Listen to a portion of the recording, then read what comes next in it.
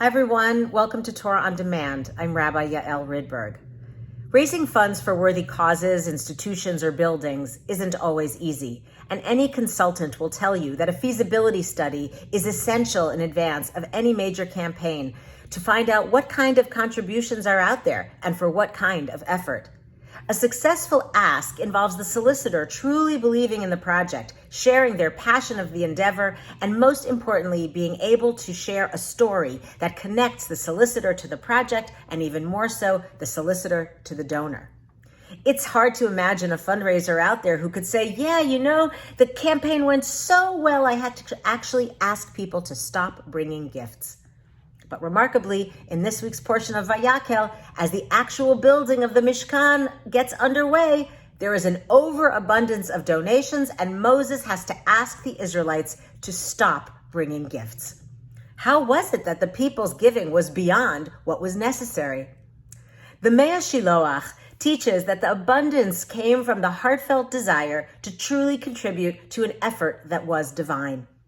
He says, in truth, a person does not know the root of the heart if one is truly giving. If one is asked one time to donate for a new mitzvah, then one can give in abundance.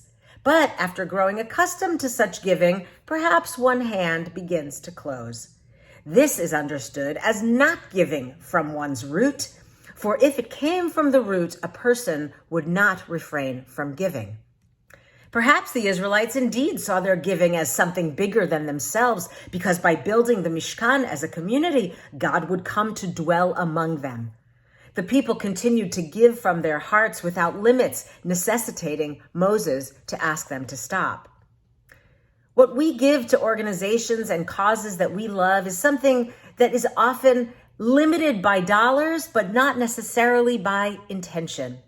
This teaching of the Mea Shiloach offers us something important to consider when making donations, because if one asked to contribute, our instinct is to give so grudgingly, or to focus on how our giving serves our own interests, or even to think of all the reasons we cannot give and cannot contribute instead of the ways we can, then perhaps we too aren't really giving from our root.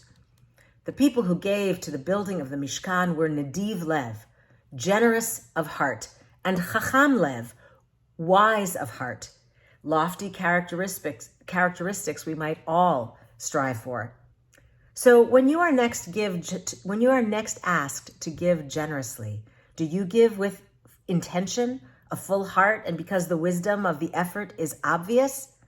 When we do, the value of the gift is beyond quantification. Thanks for joining me. Shabbat Shalom. See you next time.